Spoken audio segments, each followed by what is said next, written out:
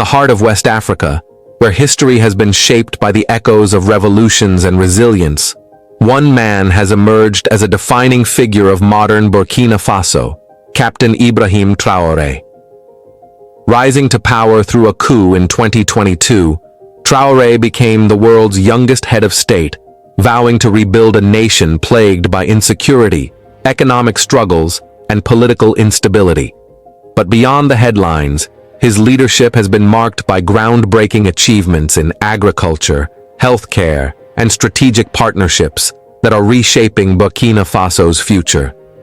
Before we continue, please subscribe. He is Ibrahim Traoré, a leader who carries a personal pistol, avoids traditional handshakes, and moves with a fortress of security, not out of fear, but as a necessity in a country where power has often been challenged.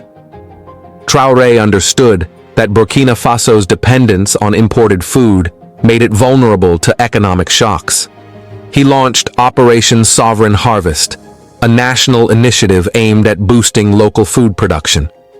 He invested in local farmers by providing subsidies for fertilizers, introduced mechanized farming equipment, and revived irrigation projects to ensure year-round food production. Land reform policies. The government reclaimed underutilized lands and redistributed them to cooperatives and young entrepreneurs willing to engage in large-scale farming. Rise of agro-industrial centers. Traoré's administration facilitated partnerships with local and international investors to process raw agricultural products within Burkina Faso, reducing dependence on exports and creating thousands of jobs. By 2024, the country had significantly reduced its reliance on imported grains, and Burkina Faso's farmers were beginning to export surplus produce to neighboring nations. Healthcare had long been a neglected sector in Burkina Faso, with hospitals underfunded and rural areas lacking medical facilities. Under Traoré, the government launched Project Lifeline, a bold initiative to provide free and accessible healthcare to all citizens. In order to reach remote villages, he provided mobile health clinics, and medical units were deployed across the country, offering vaccinations, maternal care, and emergency treatment. Medical training and infrastructure. A new wave of medical schools and training programs aimed to equip local doctors and nurses, reducing reliance on foreign medical personnel. Affordable medicine production. A partnership with global pharmaceutical firms led to the establishment of a local drug manufacturing plant, significantly cutting the cost of essential medicines. Within 2 years, Burkina Faso saw a decline in maternal and infant mortality rates, and life expectancy began to improve. Traoré's foreign policy has been one of strategic alliances, prioritizing economic independence over reliance on former colonial powers. In 2024, Traoré's administration reclaimed control of major gold mines previously owned by British companies, including the Boungou and Waknion mines.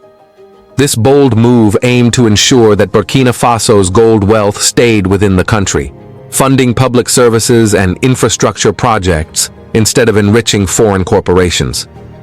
A landmark agreement with Coca-Cola saw the establishment of a major bottling plant in Burkina Faso, creating thousands of jobs and boosting local production of sugarcane. Traoré secured deals with Russia and China to harness Burkina Faso's gold resources and improve energy infrastructure, reducing power shortages that had long plagued the country. Strengthening security ties with neighboring Mali and Niger, Traoré pushed for a self-reliant Sahel security force, moving away from dependence on Western military support. These partnerships and the reclamation of national resources signaled a shift. Burkina Faso was no longer just surviving, it was thriving. Traoré's leadership has not been without its challenges. His bold moves have made him enemies, both internally and externally. In early 2024, reports emerged of a failed coup attempt, allegedly orchestrated by factions within the military, unhappy with his anti-corruption drive. Loyalist forces quickly neutralized the plot, reinforcing why Traoré remains cautious. He is rarely seen in public without heavily armed security. The nature of Burkina Faso's turbulent political past makes such precautions necessary. Unlike past leaders who were assassinated in broad daylight, Traoré understands the risks of power. He carries a personal pistol at all times, a symbol of both preparedness and defiance. In a country where coups are common, he remains ever vigilant. One of the more intriguing aspects of Traoré's public persona is his unconventional greeting. Rather than shaking hands, he touches knuckles. This unique greeting has since caught on among young Burkinabés, becoming a symbol of national pride. Ibrahim Traoré is not just another military leader, he is a man on a mission. But his journey is far from over. In a region where power is fragile, his greatest test will be ensuring that his reforms outlast his time in office. Will he succeed in building a Burkina Faso that thrives beyond his leadership? Only time will tell. One thing is certain, Ibrahim Traoré is a leader who does not just talk about change, he enforces it, one bold step at a time. Subscribe for more.